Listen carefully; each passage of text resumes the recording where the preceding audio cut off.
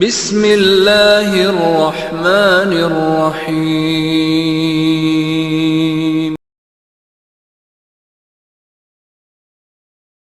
الحمد لله والصلاة والسلام على محمد وآله وأصحابه أجمعين. இறைவனின் சாந்தியும் சமாதானமும்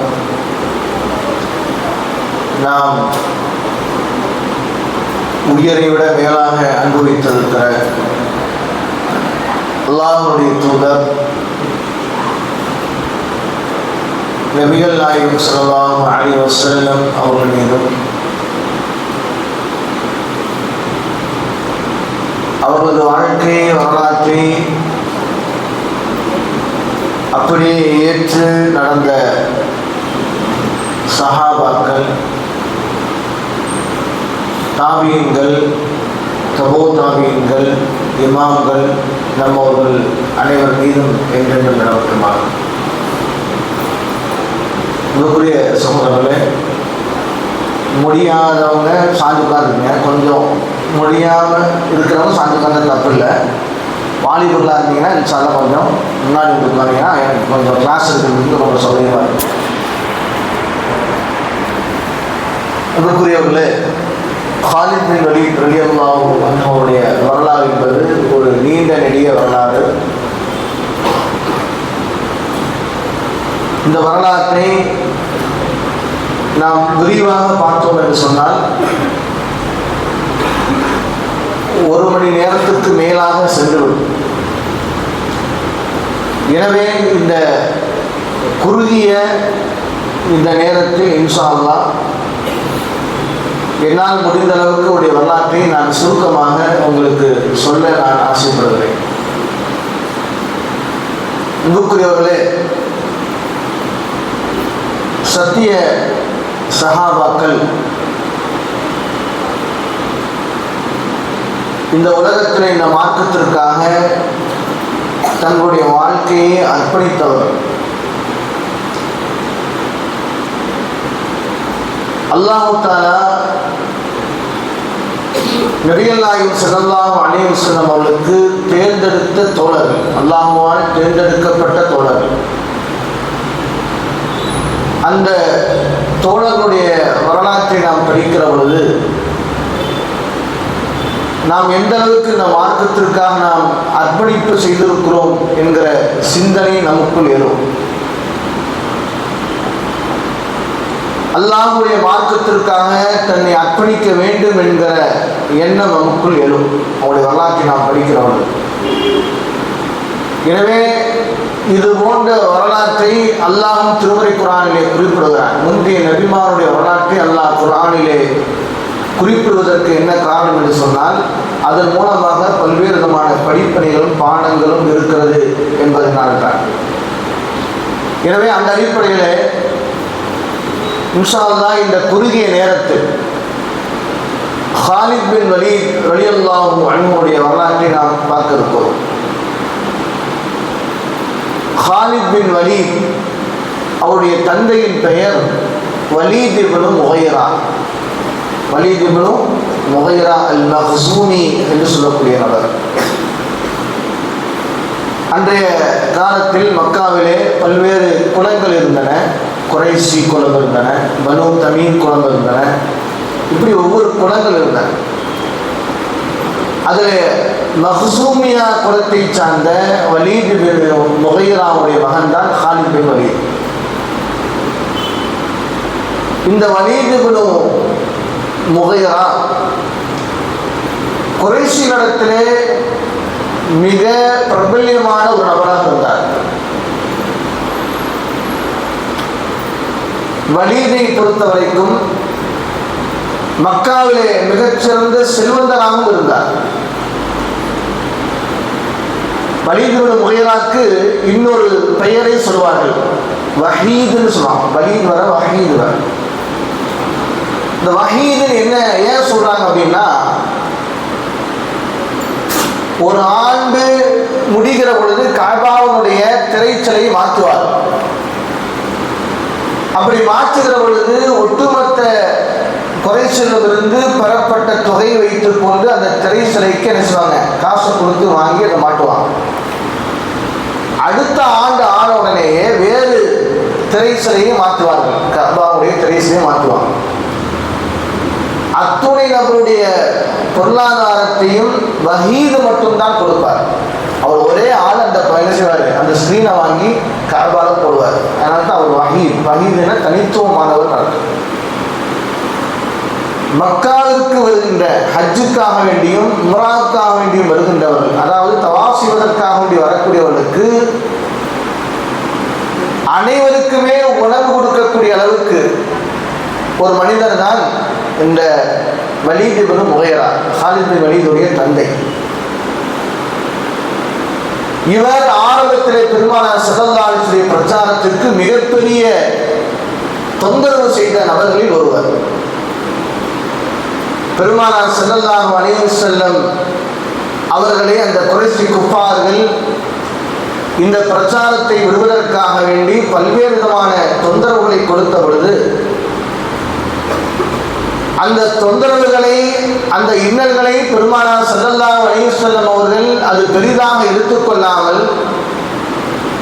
தன்னுடைய பிரச்சாரத்தை தொடர்ந்து பெருமானார் ஸல்லல்லாஹு அலைஹி வஸல்லம் அவர்கள் செய்து கொண்டிருந்தார். அப்பொழுது குறைஷி குஃபார்கள் எல்லாம் முடிவு செய்தார்கள், இந்த பிரச்சாரத்தை தடுக்க வேண்டும் என்று சொன்னால் முகமதோடு நாம் சமரச பேச்சுவார்த்தையில் ஈடுபடலாம் என்று முடிவெடுத்தார். அந்த சமரச பேச்சுவார்த்தையில் கலந்து கொள்வதற்காக வேண்டி சில நபர்களை குறைஷி குஃபார்கள் தேர்ந்தெடுத்தார். அதுல ஒரு ஆள் தான் யாரு, வலீத் இப்னு முகைரா. யார் ஒரு காலித் பின் வலீதுடைய தந்தை. இவர் போய் ரசூலுல்லாஹ் சொல்றார், முஹம்மதே, நீங்கள் உங்களுடைய கணவரை வணங்குங்க, தப்பு இல்லை.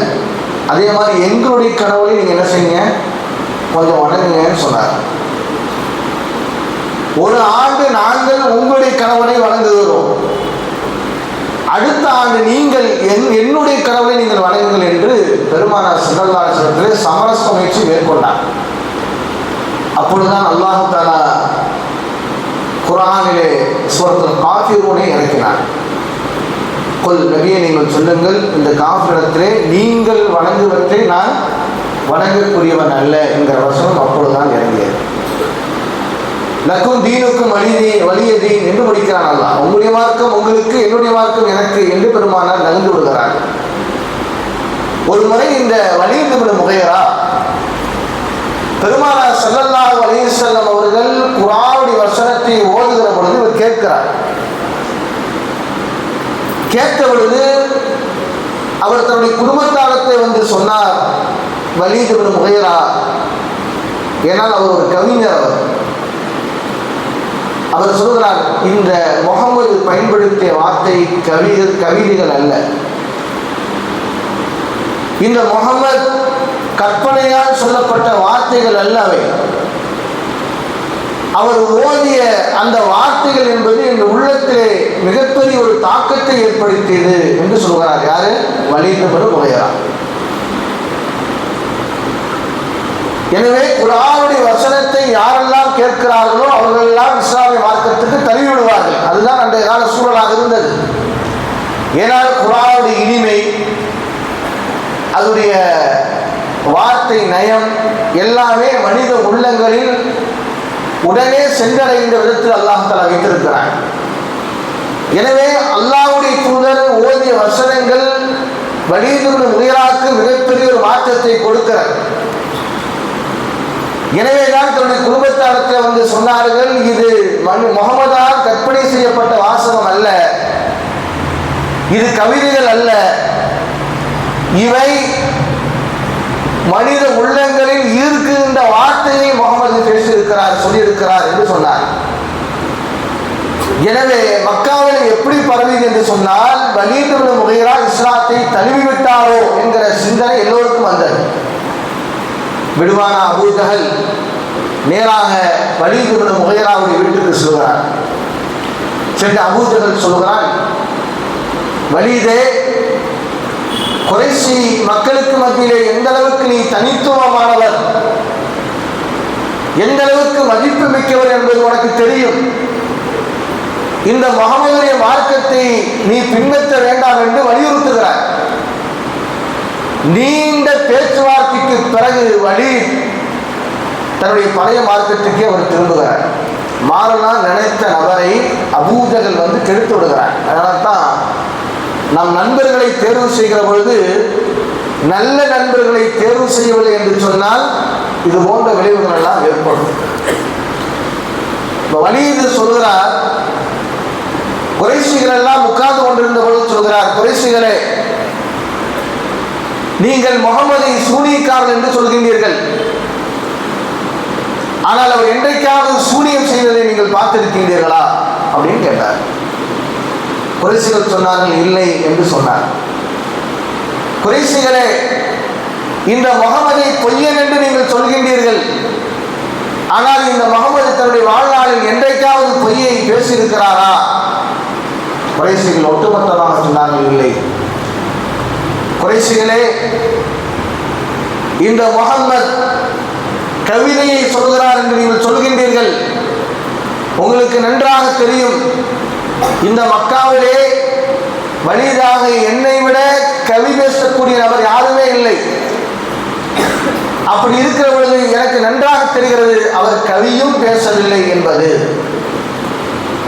என்று சொல்லிவிட்டு அவர் சென்று விடுகிறார். மக்களுக்கு மீண்டும் உறுதியாகிறது, ஓ வலீத் இந்த மார்க்கத்தை தழுவிவிட்டாரோ என்கிற சிந்தனை வருகிறது. அபூஜகல் மீண்டும் பேசுகிறார். மீண்டும் வலீத் சொன்னார், மக்களுக்கு மத்தியில் என்ன சொல்ல வேண்டும் என்று சொன்னால், முஹம்மதுடைய பேச்சுவார்த்தையிலே ஒரு ஈர்ப்பு தன்மை இருக்கிறது, சூனியம் இருக்கிறது. அந்த சூனியம் கணவனையும் மனைவியும் பிரித்து விடுகிறது, பெற்றோர்களின் பிள்ளைகளையும் பிரித்து விடுகிறது. எனவே நாம் என்ன செய்வோம் என்று சொன்னால், இந்த முஹம்மது பேசுவதெல்லாம் சூனிய வார்த்தைகள் என்று நாம் சொல்லலாம் என்று வலீத் முடிவெடுக்கிறார். முடிவெடுத்து வலீதும் அபூஜகலும் பெருமானுடைய பிரச்சாரத்தை சூனியக்காரனுடைய பிரச்சாரம் என்று பரப்பி விடுகிறார்கள். உடனே அல்லாஹ் தஆலா அவனுக்கு எதிராக வசனத்தை இறக்குகிறான். நபியே, இப்படிப்பட்டவர்களை விட்டு விடுங்கள், அல்லாஹ் தஆலா அவருக்கு நரகம் உண்டு என்று வாக்களிக்கிறான் குர்ஆனிலே. யாருக்கு? Walid ibn Mughira. இறுதியிலே பெருமானார் ஸல்லல்லாஹு அலைஹி வஸல்லம் அவர்கள் மதீனாவுக்கு போய் 3 மாதங்களில் வலீத் இப்னு முகிரா இறந்து விடுகிறார். இதுதான் ஹாலித் பின் வலீதுடைய தந்தையின் வரலாறு. ஹாலித் பின் வலீதுடைய தாய் அஸ்மா பின் ஹாரிஸாவுடைய பெயர். இந்த அஸ்மா பின் ஹாரிஸா யாருன்னு கேட்டானா, பெருமானார் ஸல்லல்லாஹு அலைஹி வஸல்லம் இறுதி மனைவி மைமூனா ரலியல்லாஹு அன்ஹுடைய சகோதரி. லுபாபத்து சுஹரான்னு சொல்லுவாங்க இந்த அம்மாவை. லுபாபத்து சுஹரா, இந்த பேரெல்லாம் நல்லா ஞாபகம் வச்சுது. எப்படி அழைக்கப்பட்டாங்கன்னா லுபாபத்து சுஹரா. இவர் யாருன்னு கேட்டானா, நபிகள் நாயகம் ஸல்லல்லாஹு அலைஹி வஸல்லம் இறுதி மனைவியான மைமூனா ரலியல்லாஹு அன்ஹுடைய தாய். மைமூனா ரலியல்லாஹு அன்ஹுடைய சகோதரி, ஹாலித் பின் வலீதுக்கு தாய். அப்போ இந்த லுபாபத்து சுஹரா பெருமானார் மதீனாவுக்கு போனதுக்கு பிறகு ஒரு இஸ்லாத்தை பெறுகிறார். யாரு? இந்த லுபாபத்து சுஹரா. உங்க அம்மா இஸ்லாத்துக்கு வந்தாங்க. இவங்களுக்கு இன்னொரு பசங்க இருந்தாங்க, அம்மாரா என்கிற ஒரு பையனும் ஹாசிம் என்கிற ஒரு மகனும் இருந்தாங்க. யாருக்கு? இந்த லுபாபத்து சுஹரா. அப்போ ஹாலிதுடைய சகோதரர்கள் கிட்டத்தட்ட 11 நபர்கள் இருந்தார்கள். அதில் இந்த 3 நபருடைய பெயர் தான் வரலாற்றில் பதிவு செய்யப்பட்டிருக்கிறது. இந்த ஹாலித் ரலியல்லாஹு அன்ஹு அவர்கள் எப்படிப்பட்ட நபர் என்று சொன்னால், அவருடைய உடல் வாகியை குறித்து அறிஞர்கள் சொல்கிற பொழுது அகலமான நெஞ்சை கொண்டவர், உயரமான மனிதராக இருந்தார் ஹாலித் பின் வலீத். திடகாத்திரமான உறுதியான இரும்பை போன்ற ஒரு மனிதராக இந்த ஹாலித் பின் வலீத் இருந்தார். எந்த அளவுக்கு என்று சொன்னால், அவரை சில சமயங்களிலேயே நாங்கள் உமர் ரலியல்லாஹு என்று நாங்கள் நினைப்போம். நாங்கள் அருகாமையிலே சென்று பார்த்தோம் என்று சொன்னால் அது ஹாலித் பின் வலீதாக இருப்பார். உமர் ரலியல்லாஹு நின்று கொண்டிருப்பார். நாங்கள் ஹாலித் பின் வலீத் என்று நினைத்துக் கொண்டு பக்கத்திலே போவோம். யாரா இருப்பா? காலித் வலிதாக இருப்பாங்க. அப்போ உமர் ரலியல்லாஹு தோட்டமுடையவராக இருந்தாங்க. யாரு? காலித் வலி. இப்போ நெஞ்சு அகலமான, உயரமான, வலுவான, உறுதியான அந்த மனிதனுடைய உள்ளம் எப்படி இருக்கும்? யதார்த்தமாக ஒரு மனிதர் உடல் வாகையோடு, உடல் வலிமையோடு இருக்கிற மனிதனுடைய யதார்த்த குணம் என்று சொன்னால் அவர் கொஞ்சம் முரட்டுத்தனத்தில் இருக்கும். யதார்த்தமாக எதை எடுத்தாலும் வெட்டலாம், கொல்லலாம் என்கிற சிந்தனை வரும், அடிக்கலாம், குத்தலாம் என்கிற சிந்தனை வரும். யதார்த்தமாக ஹாலித் பின் வலீதை குறித்து அறிந்து பெற்றவராக லத்தீஃபுன், அவர் மென்மையானவராக இருந்தார். எல்லா மக்களாலும் விரும்புகின்ற ஒரு மனிதராக ஹாலித் பின் வலீத் இருந்தார். ஹாலிதும் எல்லா மனிதனும் விரும்புகின்ற இடத்தில் அவரும் இருந்தார். குறைஷிகளுக்கு மத்தியிலே மிகப்பெரிய ஒரு போர் வீரராக இருந்தார். யாரு? Khalid bin Walid. குதிரைப்படை வீரர். எந்த அளவுக்கு குதிரைப்படை வீரர் என்று சொன்னால், அவர் போர்க்களத்திலே எல்லோரும் ஒரு வாளை வைத்து போர் செய்தால் ஹாலித் 2 வாள்களை வைத்து போர் செய்யக்கூடிய அளவுக்கு ஆற்றல் இருந்துச்சு. அந்த அளவுக்கு வீரர்.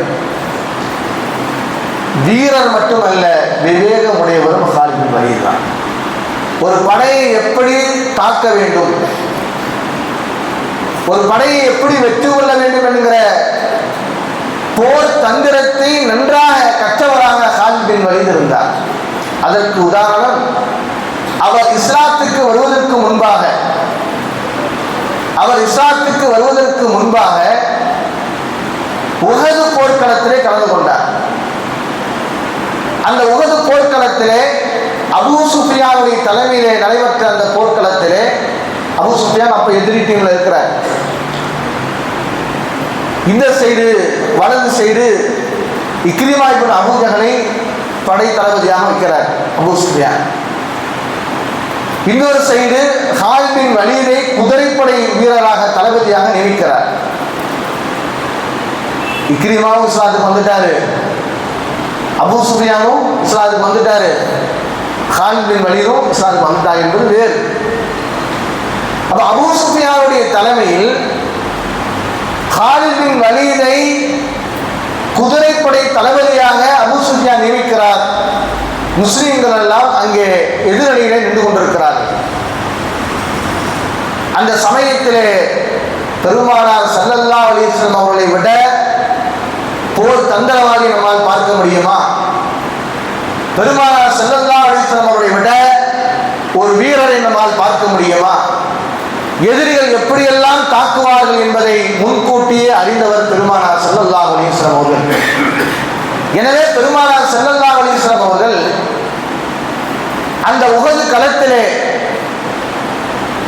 ஜபலுர் ருமாத் என்கிற மலை, இன்றைக்கும் நீங்கள் பார்க்கலாம். உஹது இடத்துல உஹது மைதானத்தில் நீங்கள் போனீங்கன்னு சொன்னா, அந்த உஹது மலைக்கு பக்கத்தில் ஒரு சின்ன மலை இருக்கும். அதுக்கு ஜபலுர் ருமாத்னு சொல்லுவாங்க. அதாவது அம்பேரி வீரக்கூடியவர்கள் அங்கே பெருமானார் நிப்பாட்டி இடம் ஜபலுர் ருமாத். அந்த இடத்துல 50 நபர்களை பெருமானார் நியமித்து சொன்னாங்க, அப்துல்லா பின் சுபைரே, அல்லாஹ் ஒருவேளை இந்த போர்க்களத்தில் அல்லாஹ் நமக்கு வெற்றிகளை தந்து கனிமத் பொருளை நாம் கைப்பற்றுகிற பொழுதும் என்னுடைய கட்டளை இல்லாமல் நீங்கள் இந்த மலையிலிருந்து நீங்கள் இறங்கக்கூடாதுன்னு சொல்றாங்க ரசூலுல்லாஹி. அதே போன்று இந்த உஹதிலே நாம் தோற்றாலும், எங்களுடைய பிணங்களை கழுகுகள் சாப்பிட்டாலும் கூட என்னுடைய கட்டளை இல்லாமல் நீங்கள் 50 நபரும் வரக்கூடாது என்று பெருமானார் சொல்கிறார்கள். ஏன் அப்படி சொன்னாங்க? என்னால் பெருமானாருக்கு தெரியும், இந்த வழியாக எதிரிகள் வந்தார்கள் என்று சொன்னால் நமக்கு தோல்விதான் ஏற்படும் என்பது பெருமானாருக்கு தெரியும். எனவே அந்த எதிரிகள் பின்வழியாக வரக்கூடாது என்பதற்காக வேண்டி 50 நபர்களை பெருமானார் ஸல்லல்லாஹு அலைஹி வஸல்லம் அவர்கள் நியமிக்கிறாங்க. ஹாலித் பின் வலீத் அவர்கள் இந்த போர்க்களத்துடைய விஷயங்கள் எல்லாம் பார்த்து கொண்டே இருக்கிறார்கள். எதிரிகள் தோற்று போகின்ற நிலை வருகிற பொழுது அந்த சமயத்திலே அந்த அம்பெரியக்கூடிய வீரர்கள் வழியாக 2 முறை முயற்சிக்கிறார். 2 முறையும் அவர் என்ன செய்ய முடியல, முன்னுக்கு வர முடியவில்லை. ஏனால் அம்பெரி வரக்கூடிய வீரர்களுடைய அம்புகளால் பல வீரர்கள் இறந்து போகிறார்கள். முஸ்லிம்கள் ஒரு கட்டத்தில் அதை பார்த்துக்கிட்டே இருக்காரு ஹாலித் பின் வலீத். முஸ்லீம்கள் வெற்றி வாகை சூடிக்கொண்டிருந்த பொழுது அந்த மனையிலிருந்து 40 நபர்கள் என்ன செய்றாங்க, கீழே இறங்கி வந்துடுறாங்க. இதுதான் வாய்ப்பு என்று பயன்படுத்திக் கொண்டு ஹாலித் அவர்கள் அந்த 10 நபர்களையும் கொள்றாங்க. அதில் வரலாற்றில் சொல்லப்பட்டிருக்கிறது, அல்லாஹ் ஆலம் 3 சஹாபாக்களில் ஹாலித் பின் வலீத் வந்தார் என்று சொல்லப்பட்டிருக்கிறார். அதன் பிறகு ஹாலித் பின் வலீத் அவர்கள் அந்த படையை சுற்றுகிறார்கள், முஸ்லீம் படையை சுற்றி வளைக்கிறார்கள். பிறகு என்ன நடந்தது நமக்கு தெரியும். முஸ்லீம்கள் நடுவிலே மாட்டிக்கொண்டு மாறி மாறி தங்களுக்கு தாங்களை விட்டுகிற சூழல். இறுதியிலே அந்த போர்க்களம், வெற்றி பெற வேண்டிய போர்க்களம் தோல்வியிலே முடிகிறது. அதற்கு மிக முக்கியமான காரணம் யாருன்னு கேட்டானா ஹாலித் பின் வலீத் என்கிற இந்த நபர். அப்ப அவர் வயசு எவ்வளோங்கிற ஒரு 33-34 வயசு தான். கவனிக்க வேண்டிய விஷயம், 33-34 வயசுல குதிரைப்படையினுடைய வீரராக இருந்து அந்த உமது களத்திலே முஸ்லீமுக்கு எதிராக போர் செய்து அந்த போர்க்களத்திலே 70 சஹாபாக்கள் கொள்வதற்கு காரணமாக இருந்தவர் ஹாலித் பின் வலீத். அப்ப எதிரி அணியில் இருந்தார். அப்ப அந்த அளவுக்கு போர் தந்திரமுடையவராக யார் இருந்தார்? ஹாலித் பின் வலீத் இருந்தார். நாட்கள் கடந்து போகிறது. ஹிஜ்ரி 6ஆம் ஆண்டு பெருமானார் ஸல்லல்லாஹு அலைஹி வஸல்லம் அவர்கள் மக்காவுக்கு உம்ரா செய்ய நாடி 1500 சஹாபாக்களோடு பெருமானார் புறப்படுறாங்க. ஏனால் 6 ஆண்டுகள் ஆகிவிட்டன. பெருமானார் மிகவும் நேசித்த ஒரு பூமி, பெருமானார் வளர்ந்த ஒரு பூமி. தங்களுடைய பிள்ளைகளை விட, தங்களுடைய மனைவிகளை விட கஅபாவை பெருமானார் ஸல்லல்லாஹு அலைஹி வஸல்லம் அதிகமாக நேசித்தார்கள். எந்த அளவுக்கு என்று சொன்னால், எதிரிகள் பெருமானார் ஸல்லல்லாஹு அலைஹி வஸல்லம் விரட்டி விடுகிற பொழுது, பெருமானார் ஹிஜ்ரத் போகிற பொழுது பெருமானார் ஸல்லல்லாஹு அலைஹி வஸல்லம் கஅபாவை பார்த்து அழுது கொண்டே சொன்னார்கள், ஓ இந்த மண் என்பது, இந்த பூமி என்பது, இந்த கஅபா என்பது அல்லாஹ்வுக்கு விருப்பமான இடங்களில் ஒரு இடம். அதே போல் எனக்கும் விருப்பமான ஒரு இடம். இந்த மக்கள் மட்டும் என்னை வெளியேற்றிருக்காவிட்டால் ஒரு காலம் இந்த மண்ணை விட்டு நான் வெளியே இருக்க மாட்டேன் என்று பெருமானார் அழுது கொண்டே போன ஒரு இடம்தான் இந்த மக்கா என்கிற இந்த கஅபா இருக்கக்கூடிய இடம். ரசூலுல்லாஹ் போகும்போது, இதோ என் மனைவி விட்டுட்டு போறேன், இதோ என்னுடைய பிள்ளைகளை விட்டுட்டு போறேன் ரசூலுல்லாஹ் வருத்தப்படல. ஆனால் கஅபா விட்டுட்டு போறேன்னு ரசூலுல்லாஹ் அழுதான். அதோட ரசூலுல்லாஹ் அழுது நின்றுச்சா. 16 மாதங்கள் மதீனாவுக்கு போய் பெருமானார் ஸல்லல்லாஹு அலைஹி வஸல்லம் அவர்கள் பைத்துல் முகத்தஸை நோக்கி தொழுகிறார்கள். தொழுகிற போதெல்லாம் பெருமானார் வானத்தை பார்த்து கிப்லாம் பக்கம் அல்லாஹ் திருப்ப மாட்டானா என்று ஏங்கிக் கொண்டிருந்தார்கள். வள்ளி வஜ்ஹக சத்ரல் மஸ்ஜிதில் ஹராம், நபியே உன்னுடைய முகத்தை கிப்லாவின் பக்கம் திருப்புங்கள் என்று அல்லாஹ் தஆலா வசனத்தை கொடுத்த உடனேயே பெருமானார் தாமதிக்கவில்லை. அடுத்த நேர தொழுகையில் பெருமானார் ஸல்லல்லாஹு அலைஹி வஸல்லம் அவர்கள் கஅபாவை நோக்கி தொழ ஆரம்பித்தார்கள். அந்த அளவுக்கு நேசித்தாங்க ரசூலுல்லாஹ். 6 ஆண்டுகள் கழித்து உம்ரா செய்வதற்காக போறாங்க. எதிரிகளுக்கெல்லாம் தெரிகிறது, முகமது 1500 படைகளோடு மக்காவுக்குள் நுழைய இருக்கிறார். எனவே முகமது மக்காவுக்குள் நுழைவதற்கு முன்பாக கொல்வதற்காக வேண்டிய ஹாலித் பின் வலீதுடைய தலைமையிலே 20 குதிரைப்படை வீரர்களை அனுப்புகிறார்கள் குறைஷிகள். பெருமானார் மக்காவுக்குள்ள வர்றதுக்கு முன்னாடியே ஹாலித் பின் வலீத் பார்க்கிறாங்க, தூரமாக இருந்து பார்க்கிறார்கள். பெருமானார் ஸல்லல்லாஹு அலைஹி வஸல்லம் அவர்கள் துஆ தொழுகிறார்கள். உடனே ஹாலித் பின் வலீதுடைய உள்ளத்திலே தோன்றுகிறது, அடுத்த தொழுகையிலே முஸ்லீம்கள் குமிகிற பொழுது, சுஜூது செய்கிற பொழுது அவர்களை அத்துணை நபரில் கொள்ளலாம் என்கிற முடிவுக்கு வருகிறார் ஹாலித் பின் வலீத். அஸ்ருடைய நேரம் வருகிறது. அஸ்ருடைய நேரம் வந்து தொழுகைக்காக நிற்கிற சமயத்தில் அல்லாஹ் தஆலா ஸலாத்துல் ஹவுஃபுடைய தொழுகையை அல்லாஹ் தஆலா கற்றுக் கொடுக்கிறார் பெருமானார். அதாவது போர்க்கால தொழுகை. அந்த தொழுகையிலே எதிரிகள் நெருங்க முடியாத அளவுக்கு அந்த தொழுகையை பெருமானார் ஸல்லல்லாஹு அலைஹி வஸல்லம் அமைக்கிறார்கள். ஹாலிதினால் ஒன்றும் செய்ய முடியவில்லை. உடனே பெருமானார் ஸல்லல்லாஹு அலைஹி வஸல்லம் அவர்கள் ஹாலிதுடைய இடத்துக்கு செல்லாமல், அந்த வழியாக செல்லாமல் வேறு வழியாக ஹாலித் பின் வலீத் என்ன செய்கிறார்கள், ஹாலித் பின் வலீதுடைய வழிக்கு போகாமல் பெருமானார் வேற வழிக்கு என்ன செய்கிறாங்க, போய் மக்காவுக்கு போல ஹுதைபியாங்கிற ஒரு இடத்துல போய் ரசூலுல்லாஹ் நிற்கிறாங்க. அதான் ஹுதைபியா உடன்படிக்கை. இன்னைக்கு நீங்கள் போனால் பார்க்கலாம். அந்த ஹுதைபியா உடன்படிக்கை என்பது ஒரு நீண்ட நெடிய சம்பவம். அதில் குறைஷி குஃபார்கள் சொல்றாங்க, நீங்கள் இந்த வருஷம் உம்ரா செய்யக்கூடாது, உம்ரா செய்யணும்னு நீங்கள் அடுத்த வருஷம் தான் செய்யணும் அப்படிங்கிறாங்க. அது பெருமானார் ஸல்லல்லாஹு அலைஹி வஸல்லம் அந்த உடன்படிக்கை கட்டுப்பட்டு பெருமானார் ஸல்லல்லாஹு அலைஹி வஸல்லம் மீண்டும் என்ன செய்றாங்க, மதீனாவுக்கு போகிறாங்க. வருத்தத்தோடு வேதனையோடு பெருமானார் அடுத்த ஆண்டு உம்ரா செய்யறதுக்காக வர்றாங்க. இந்த கலா உம்ரான்னு சொல்லுவாங்க. ஹிஜ்ரி 7ஆம் ஆண்டு 7ஆம் ஆண்டு பெருமானார் ஸல்லல்லாஹு அலைஹி வஸல்லம் அவர்கள் உம்ராவுக்காக வேண்டி உம்ரா செய்கிறாங்க. செய்கிற பொழுது பெருமானார் ஸல்லல்லாஹு அலைஹி வஸல்லம் அவர்கள் காலித் பின் வலீதுடைய தம்பி வலீத் இப்னு வலீத், வாப்பா பேரும் வலீத், இவர் பேரும் வலீத். அது அவர்கிட்ட ரசூல் ஸல்லல்லாஹு அலைஹி வஸல்லம் சொல்கிறார்கள், எங்கே உன் சகோதரர் காலிதை காணவேங்கிறார். காலிதை பற்றி நலம் விசாரிக்கிறார். காலித் போன்றவர்கள் இஸ்லாத்திற்கு வந்தால் நன்றாக இருக்குமே என்று சொல்கிறார். ஆனால் வலீத் இப்னு வலீத் தன்னுடைய சகோதரன் காலிதை பார்க்கவே இல்லை. பார்ப்பதற்கு காலித் பின் வலீத் விரும்பவும் இல்லை. உடனே வலீத் இப்னு வலீத் தன்னுடைய சகோதரனுக்கு கடிதம் எழுதுகிறார். அதில் அவரை பற்றி நலம் விசாரித்து விட்ட உடனேயே அது மீண்டும் அவருடைய வாசகத்திலே வருகிறது. அல்லாஹ்வுடைய தூதர் ஸல்லல்லாஹு அலைஹி வஸல்லம் அவர்கள் உன்னை குறித்து கேட்டார்கள், உன்னை நலம் விசாரித்தார்கள், உன்னை போன்றவர்கள் இந்த மார்க்கத்திற்கு வந்தால் நன்றாக இருக்கும் என்று பெருமானார் ஸல்லல்லாஹு அலைஹி வஸல்லம் சொன்னார்கள் என்கிற வாசகத்தை காலித் படித்தவுடனே உள்ளம் மாறுகிறது. என்னை குறித்து பெருமானார் விசாரித்தார்களா? நான் இஸ்லாத்துக்கு வருவதை பெருமானார் விரும்பினார்களா என்று சொல்லி மனம் மாறி மதீனாவில் இருக்கின்ற பெருமானார் ஸல்லல்லாஹு அலைஹி வஸல்லம் அவர்களை சென்று பார்த்து இந்த மார்க்கத்தை தழுவுவதற்காக வேண்டி போறாங்க. போற வழியில உஸ்மான் இப்னு தல்ஹாவை காலித் பின் வலீத் பார்க்குறாங்க. எங்க போறீங்க? நான் இஸ்லாத்தை தழுவுவதற்காக போறேன். அப்படியா? நானும் அதற்கு தான் போறேன், வாங்கன்னு போற வழியில அம்ர் பின் ஆஸையும் காலித் பின் வலீத் பார்க்குறாங்க. இந்த 3 நபர்களும் மதீனாவில் போய் அல்லாஹ்வுடைய தூதர் ஸல்லல்லாஹு அலைஹி வஸல்லம் அவரை சந்தித்து இந்த மார்க்கத்தை தருகிறார்கள். பெருமானார் ஸல்லல்லாஹு அலைஹி வஸல்லம் அவர்கள் நிஅமர் ரஜுல் என்று பெருமானார் சொல்லப்பட்ட ஒரு நபர் காலித் பின் வலீத், நல்ல மனிதர் என்று சொன்னாங்க. சொல்லிவிட்டு இந்த மார்க்கத்தை தழுவுகிறார் காலித் பின் வலீத். பெருமானார் ஸல்லல்லாஹு அலைஹி வஸல்லம் அவர்களோடையே இருக்கிறார். அதாவது ஹிஜ்ரி 8 இஸ்லாத்துக்கு வர்றாரு.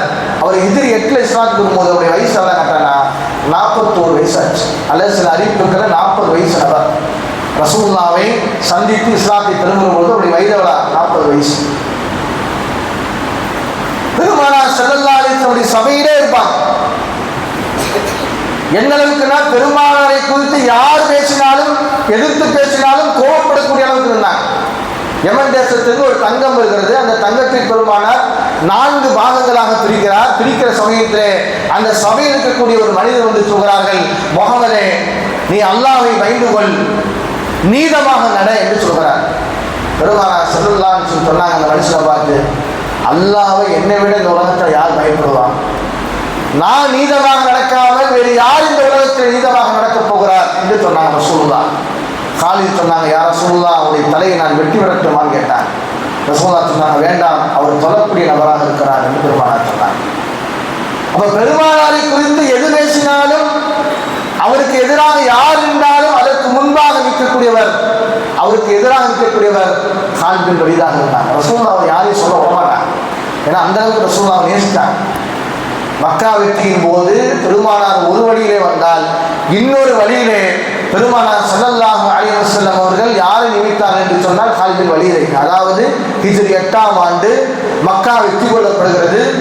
அவர் வெற்றி கொள்ளப்படுகிற பொழுது பெருமானார் தனக்கென்று ஒரு படை திரட்டி வருகிறார், அந்த மக்காக்குள் நுழைகிறார்.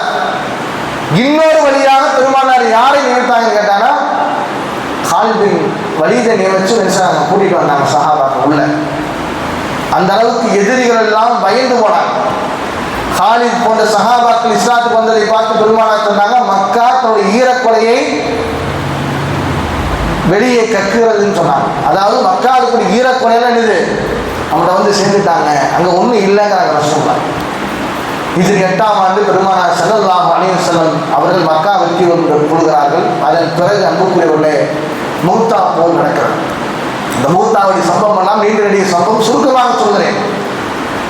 மூத்தாவுடைய போர் நடக்கிற சமயத்தில் பெருமானார் ஸல்லல்லாஹு அலைஹி வஸல்லம் அவர்கள் 3 சஹாபாக்களை படை தளபதியாக நியமிக்கிறாங்க ரசூலுல்லாஹ். ஒன்று யாருன்னு கேட்டானா ஸைத் பின் ஹாரிஸாவை பெருமானார் நியமிக்கிறாங்க.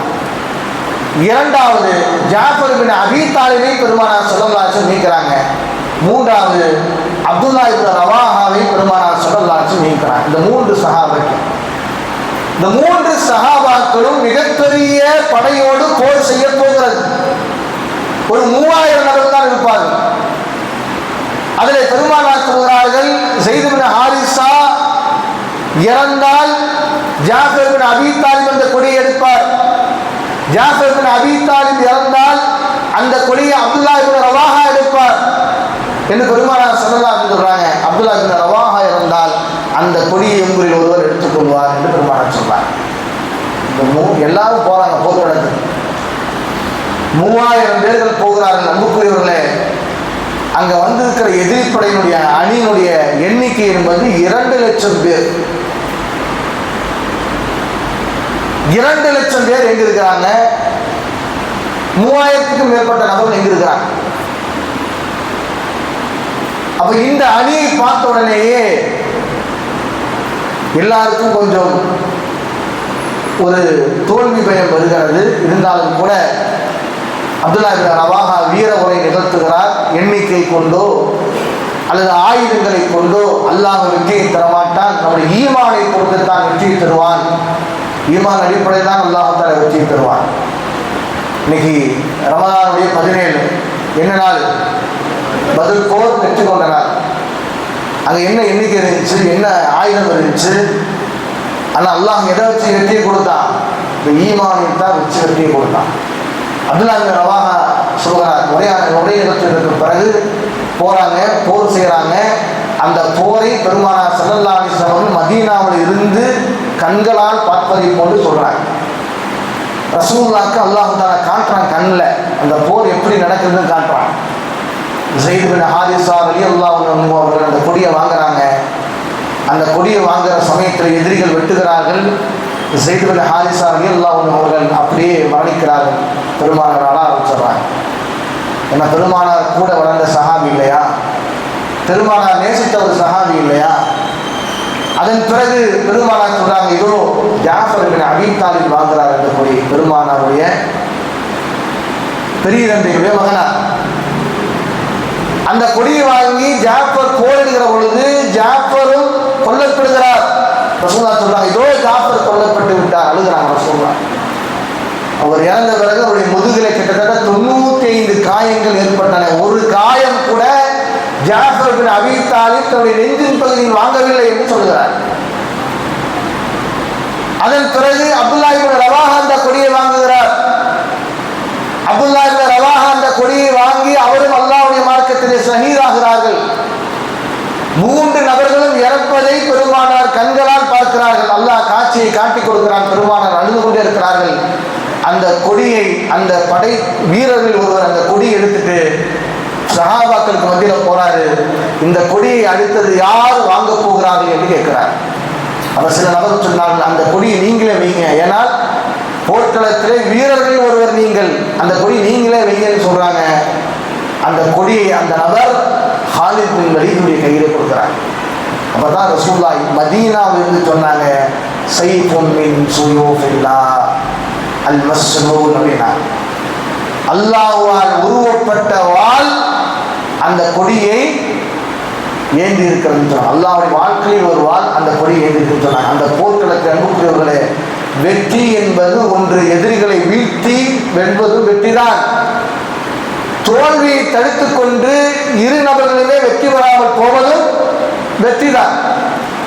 காலித் ரலியல்லாஹு அன்ஹு அவர்கள் அந்த நேரத்திலே கொடியை வாங்கி போர் செய்கிறார்கள். போருடைய நிலையை காலித் பின் வலீத் அவர்கள் மாற்றுகிறார்கள். என்ன செய்கிறார்கள் கேட்டால், வலதுபுறத்தில் இருக்கக்கூடிய சஹாபாக்கள் எல்லாம் இடதுபுறத்துக்கு வர சொல்கிறார், இடதுபுறத்தில் இருக்கக்கூடிய சஹாபாக்கள் எல்லாம் வலதுபுறத்துக்கு வர சொல்கிறார். அதன் பிறகு அவர் சொல்கிறார், நம்முடைய படை மெல்ல மெல்ல பின்னாடி வர வேண்டும் என்கிற கட்டளை பிறப்பிக்கிறார். அடுத்த நாள் போர் நடக்கிற பொழுது எதிரிகள் எல்லாம் பார்க்கிறார்கள், இதோ நேற்று பார்த்தவர்கள் இன்றைக்கு இல்லையே, ஓ முகமது மதீனாவில் இருந்து ஆட்களை அனுப்பியிருப்பார் போல் இருக்கிறது என்று சொல்லி எதிரிகள் பயப்பட ஆரம்பித்து விட்டார். அதன் பிறகு அவர்கள் கொஞ்சம் கொஞ்சமாக பின்னாடி வருகிறார்கள். அப்ப அவங்க என்ன நினைக்கிறாங்கன்னா, ஒண்ணு பின்னாடி போறதா இருந்தா ஒண்ணு தோத்துட்டு போகலாம், பார்க்கணும் இல்லையா, எல்லாத்தையும் விட்டு ஓடிடணும். அப்படி இல்லைனா பின்னாடி நம்முடைய வரவழைத்து ஏதாவது இவர்கள் சூழ்ச்சி செய்கிறார்கள் என்று பயந்து கொண்டு அந்த எதிரி படைகள் முன்னுக்கு வராமல் அவர்கள் அங்கேயே நின்றாங்க. அத்துணை நபர்களையும் காலித் பின் வலீத் நினைச்சாரு கூட்டிட்டு பத்திரமா வர்றாங்க. ஒரு 12 சஹாபாக்கள் தான் மறைத்தாங்க. எதிரில 3000க்கும் மேற்பட்டவன் மறைச்சாங்க. இந்த போரை கண்டு அன்றைக்கு உலகமே நடுங்கியது. ஏன்னால் அன்றைக்கு வல்லரசு என்கிற நாடு என்பது பாரசீகம் ரோமாக இருந்தது. ரோமுக்கும் பாரசீகம் தான் ஃபைட் நடக்கும். இன்னைக்கு நம்ம பார்க்குற மாதிரி அமெரிக்கா ரஷ்யா, இன்றைக்கு வல்லரசு நாடுகள் அமெரிக்காவை சொல்கிறோம், ரஷ்யாவை சொல்கிறோம். ஆனால் அன்றைக்கு ரோமும் பாரசீகமும் மிகப்பெரிய வல்லரசு நாடுகளாக இருந்தன. அவங்களை எதிர்க்கிறங்கிறது இந்த சின்ன டீமுக்கெல்லாம் ஆகாது. ஆனால் மிகப்பெரிய ஒரு படையை இந்த முகமதுடைய வீரர்கள் வென்றிருக்கிறார்கள் என்று சொன்னால், அதில் மிகப்பெரிய இழப்புகள் ஏற்படாமல் வந்திருக்கிறார்கள் என்று சொன்னால், இவர்கள் சாதாரணப்பட்ட ஆட்கள் என்று உலகமே அவர்களை கண்டு பயந்தது. ரசூலுல்லாஹ் வந்து நம்ம வர்றாங்க, இந்த ரசூல் ஸல்லல்லாஹு அலைஹி வஸல்லம் இருக்கிறாங்க. நிறைய ஹதீஸ்கள் இருக்கு. காலித் பின் வலீத் அவர்கள் ரசூலுல்லாஹோட இருந்த சமயத்தில் நிறைய சம்பவங்கள் இருக்கிறதெல்லாம் சொன்ன நீண்ட நெடிய நேரம் ஆகிவிடும். அதன் பிறகு ரசூலுல்லாஹ் மௌத்தானதுக்கு பிறகு அபூபக்கருடைய ஆட்சி காலம் வருது. அபூபக்கருடைய ஆட்சி காலம் வந்தால் அங்கே நிறைய பிரச்சனைகள் வருது. ஒன்று என்ன கேட்டானா, ஜக்காத்து கொடுக்காதவர்கள் சில நபர்கள் மதம் மாறிவிட்டார்கள், இஸ்லாத்தை விட்டே வெளியே போயிட்டாங்க. இன்னொரு புறம் தன்னை நபி என்று சில பேர் வாதிக்க ஆரம்பிச்சிட்டாங்க. அதில் ஒரு யமாமா தேசத்தை சார்ந்த முசைலமா கத்தாபு என்று சொல்கிற ஒரு நபர், முசைலமா தன்னை நபி என்று வாதித்தார். அவர் ரசூலுல்லாஹ் இறந்த உடனே 40,000 நபர்களோடு புறப்பட்டு நிற்கிறான். தன்னை நபி என்று அவர்கள் ஏற்றுக்கொள்ளணுங்கிறதுக்காக வேண்டி. அந்த சமயத்தில் அபூபக்கர் சித்திக் ரலியல்லாஹு அன்ஹு அவர்கள் இக்ரிமா இப்னு அபூஜஹல் மகன் இக்ரிமாவை ரலியல்லாஹு அன்ஹு அவர்களை என்ன செய்யறாங்க கேட்டானா, நீங்க போய் யமாமாவோட போய் அவனுக்கு எதிராக நீங்க போர் செய்யுங்கன்னு சொல்றாங்க. அப்ப அந்த சமயத்தில் இக்ரிமா போகிற சமயத்தில் இக்ரிமா ரலியல்லாஹு அன்ஹு அவர்களால் அவனை எதிர்ப்பதற்காக முடியாத ஒரு சூழல் வருகிற பொழுது காலித் பின் வலீதை அபூபக்கர் சித்திக் அனுப்புறாங்க அவருக்கு சப்போர்ட் பண்றதுக்காக வேண்டி. காலித் பின் வலீத் போகிறார், போய் படையினுடைய தன்மைகளை மாற்றுகிறார். சில குழுக்களுக்கு சில தலைவர்களை நியமிக்கிறார் காலித் பின் வலீத். ஏன்னா அவ்வளவு தந்திரம், வீரர் மட்டுமல்ல, ஒரு போரை எப்படி வெல்ல வேண்டும் என்கிற தந்திரம் காலித் பின் வலீத் இருந்தது. இன்றைக்கு கூட சில அவருடைய வரலாற்றை படிக்கிற சமயத்தில் பாகிஸ்தான் போன்ற நாடுகள் தன்னுடைய நாடு வீரர்களுக்காக வேண்டி அவர்கள் இந்த போருடைய தந்திரத்தை எந்த அடிப்படையில் சொல்லிக் கொடுக்குறாங்கன்னா, காலித் பின் வலீதுடைய அந்த போர் நடந்துச்சா இல்லையா, அவங்க எப்படியெல்லாம் போர் செஞ்சாங்க, கிட்டத்தட்ட 100க்கும் மேற்பட்ட போர்க்களத்தில் கலந்துக்கிறார் காலித் பின் வலீத். அதனுடைய நுணுக்கங்களை பார்த்து பல ராணுவ வீரர்கள் அதை தங்களுடைய படைகளுக்கு சொல்லிக் கொடுக்குறாங்க என்று புத்தகத்தை நம்ம படிக்க முடியாது. அந்த அளவுக்கு போர் தந்திரத்தை என்ன செய்யறாரு காலித் பின் வலீத் அவங்க நியமிக்கிறாங்க. ஒவ்வொரு டீமுக்கு ஒரு படை தளபதி நியமித்து யமாமா இருக்கக்கூடிய அந்த முசைலமத்துல் கஸ்ஸாபுடைய கோட்டையை சுற்றி வளைத்து உள்ளே சென்று எல்லாரையும் என்ன செய்றாங்க கொள்றாங்க. குறிப்பாக வஹ்ஷி என்கிற நபர் இந்த தன்னை நபி என்ற வாதித்த அந்த முசைலமாவை கொலை செய்றாங்க. அவசியாரு யார்? வஹ்ஷி ஹம்ஸா ரலியல்லாஹு கொண்ட நபர். அவர் தான் முசைலமத்துல் கஸ்ஸாபை கொண்டார், முஸ்லீமா மாறிட்டார். அதன் பிறகு அன்புக்குரியவர்களே, பாரசீகம் ரோம் போன்ற நகரங்களுக்கு அபூபக்கர் ரலியல்லாஹு அனுப்புறாங்க. பாரசீக நாட்டு மன்னரை பார்த்து கடிதம் எழுதுகிறார் காலித் பின் வலீத் ரலியல்லாஹு. என்ன சொல்றாங்க? இஸ்லாத்தை ஏற்றுக்கொள், இஸ்லாத்தை நீ மறுத்தாய் என்று சொன்னால் எங்களுக்கு ஜிஸ்யா வரியை கொடு. பாரசீக நாட்டு மன்னர்களே, மதுபானத்தை நீங்கள் எப்படி விரும்புகின்றீர்களோ அதைவிட என்னுடைய படையில் இருக்கக்கூடிய என்னுடைய தோழர்கள் மரணத்தை விரும்பக்கூடியவர்களுடைய தோழர்கள். அதனால ஒன்று மார்க்கத்தை தழுவு, இல்லைன்னா எங்களுக்கு நீ ஜிஸ்யாவை கொடுக்க வேண்டும் என்று என்ன செய்கிறார்? பாரசீகம் ரோம் போன்றவர்களை கடிதம் எழுதுகிறார். அந்த அளவுக்கு இந்த மார்க்கத்துடைய வளர்ச்சி, தௌஹீதுடைய வளர்ச்சிக்கு முக்கியமான காரணத்தில் ஒரு நபர் யாரு? Khalid bin Walid. உலகத்தில் ஒரு 70% நாடுகள் முஸ்லீம் நாடு இருக்குன்னு சொன்னால் 50% நாடுகள் யார் மூலமாக கைப்பற்றப்பட்டது? காலித் பின் வலீத் மூலமாக அந்த சமயத்தில் மிகப்பெரிய போர்க்களத்தை தன்னுடைய வாழ்க்கை ஏற்படுத்தார். மதீனாவிலிருந்து போகும்போது அவர் சொன்ன வார்த்தை என்ன? உமர் இல்லாமை பார்த்து, அப்போ உமர் இல்லா அங்கே தான் இருக்காங்க. ஏன்னா ரசூலுல்லாஹ் மௌத்தானதுக்கப்புறம் அபூபக்கர் ஆட்சிக்கு வராங்க. அபூபக்கர் ரலியல்லாஹுடைய ஆட்சிக்கு பிறகு உமர் இல்லா ஆட்சிக்கு வராங்க. மதீனால தான் உமர் இல்லா இருக்கிறாங்க. அங்கிருந்து போர்க்களத்துக்கு போகும்போதே என்ன சொல்லிட்டு போனாங்க?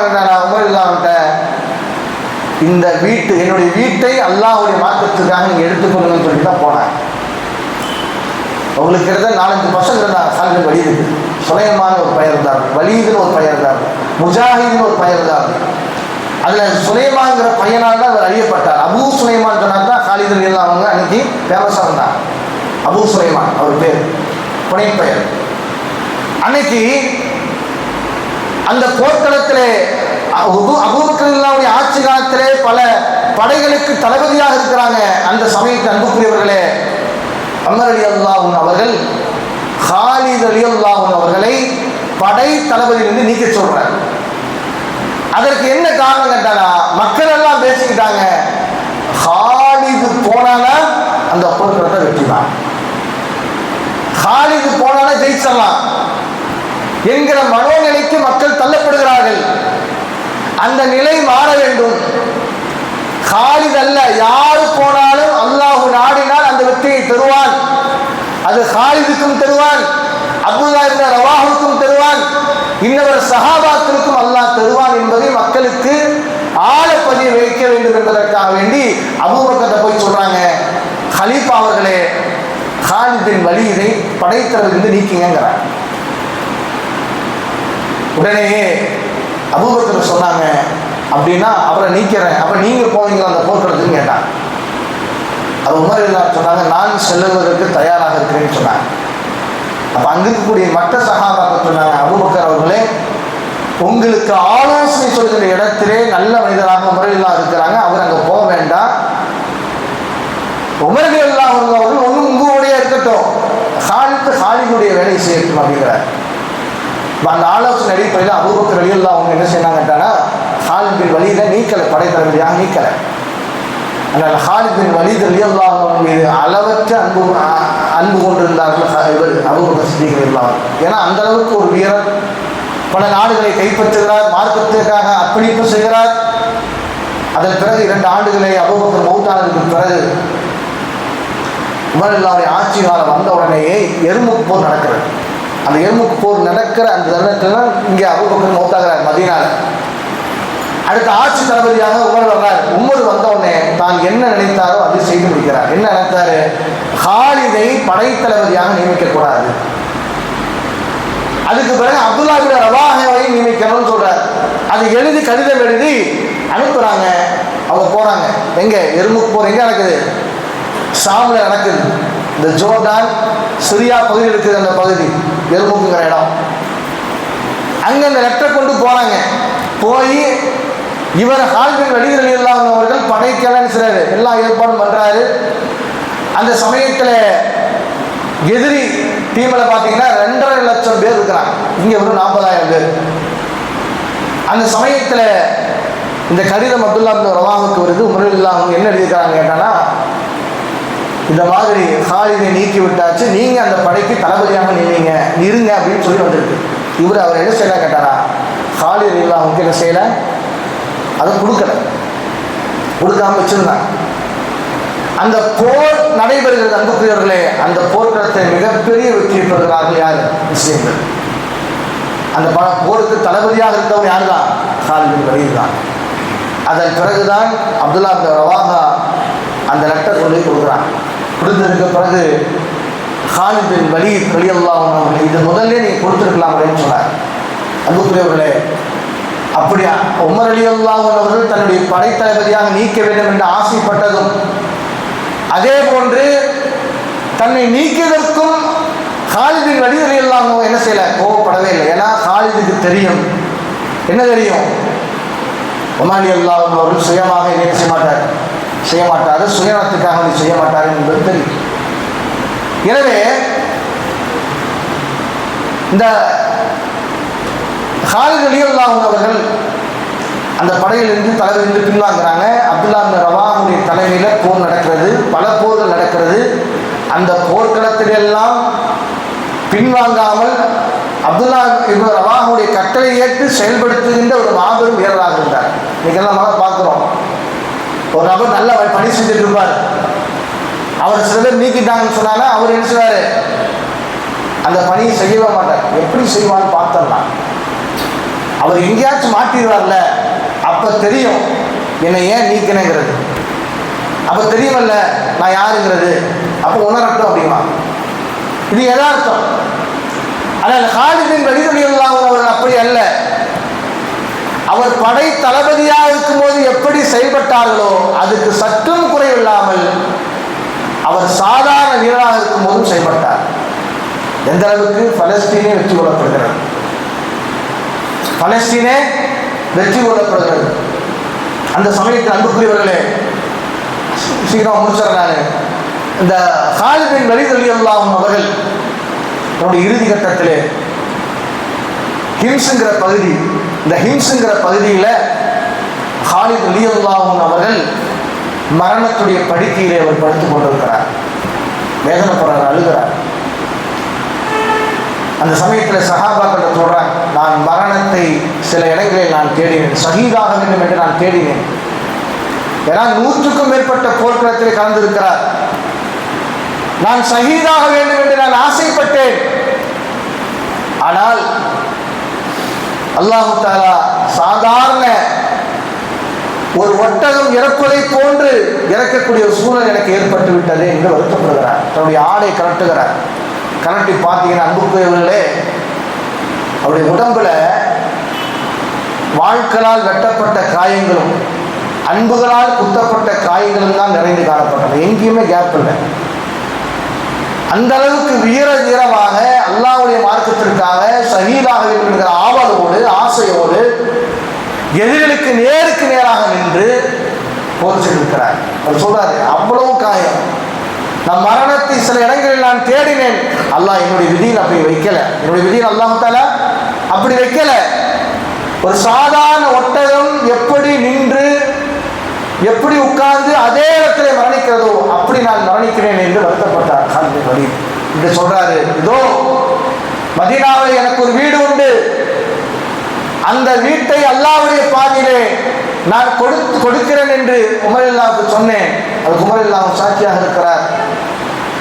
அதே போன்று எனக்கு போர் கவசங்கள் உண்டு, போருடைய வாட்கள் உண்டு, போருடைய குதிரைகள் உண்டு, அத்தனையும் அல்லாஹ்வுடைய பாதையிலே நான் தர்மம் செய்து விடுகிறேன். எல்லாத்தையும் நான் அல்லாஹ்வுடைய மார்க்கத்துக்காக கொடுத்துட்றேன். உமர் ரலியல்லாஹு அன்ஹு அவர்கள் நல்ல மனிதர். யார் சொல்றா? காலித் பின் வலீத் சொல்றார்.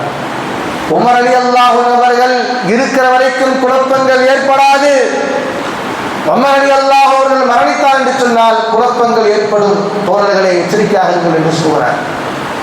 யோசிச்சு பாருங்க, தன்னை நீக்கிற ஒருவர், தன்னை நீக்குவதற்காக வலியுறுத்திய ஒருவர், அப்படி இருந்தும் கூட உமர் ரலியல்லாஹு அன்ஹு குறித்து அவர் என்ன சொன்னாரு? நல்ல மனுஷன், அவர் இருக்கிற வரைக்கும் உங்களுக்கு குழப்பம் வராது. அவர் போனதுக்கு அப்புறம் ஃபித்னாக்கள் நிறைய ஏற்படும் என்று காலித் பின் வலீத் எல்லாம் சொன்னாங்க. அந்த மாதிரி ஏற்பட்டுச்சு. அப்படியே ஷஹீதாக மரணிக்கிறார். இந்த செய்தி மதீனாவுக்கு வந்து சென்றடைகிறது.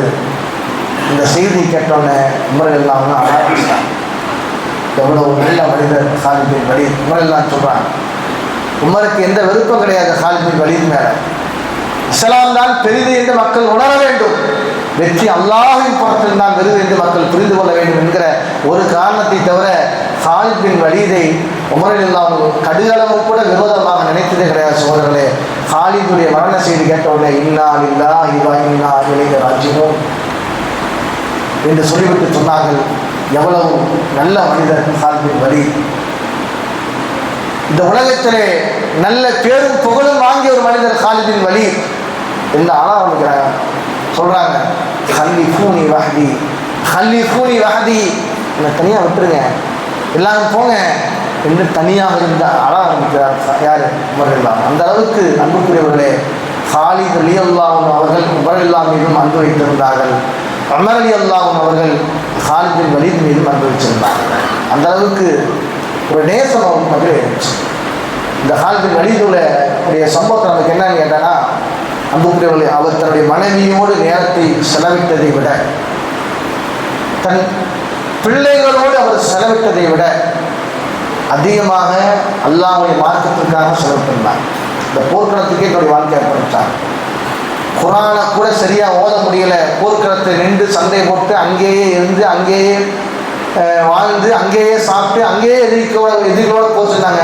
ஓதுவதற்கு கூட தனக்கு நேரமில்லை என்று வருத்தப்பட்டார்கள் சாலிபின் வழிவர்களெல்லாம். எனவே அன்புக்குரியவர்களே, இது போன்ற வரலாறு நமக்கு என்ன சொல்கிறது என்று சொன்னால், இந்த மார்க்கத்திற்காக என்ன தியாகம் செய்திருக்கிறோம். நம்முடைய மனைவிக்காக நேரங்களை செலவு செய்த நாம், நம்முடைய பிள்ளைகளுக்காக வேண்டிய நேரங்களை செலவு செய்த நாம், அல்லாஹ்வுடைய மார்க்கத்திற்காக என்ன நேரத்தை நாம் செலவு செய்வோம் என்பதை நாம் சிந்தனை செய்ய வேண்டும் சகோதரர்கள். எனவே அன்புக்குரிய சகோதரர்களே, இது போன்ற சஹாபாக்களுடைய வரலாறு நம்மை மீண்டும் மீண்டும் இந்த மார்க்கத்திலே தியாகம் செய்ய சொல்கிறது, நம்மை மீண்டும் மீண்டும் இறைவன் பக்கம் நெருங்கச் சொல்கிறது. எனவே இப்படிப்பட்ட வரலாறுகள் வெறும் கதைகளாக மட்டும் நாம் கேட்டுவிட்டு செல்லாமல் படிப்பனைகளாக பாடங்களாக எடுத்துவிட்டு செல்ல வேண்டும். தௌஃபீக் அல்லாஹ் தஆலா நம் அனைவருக்கும் தந்து வருவானாக. வாஹ் அல்ஹம்துலில்லாஹ் ரப்பில் ஆலமீன். அஸ்ஸலாமு அலைக்கும் வரஹ்மத்துல்லாஹி வபரகாத்துஹு. والحمد لله رب العالمين.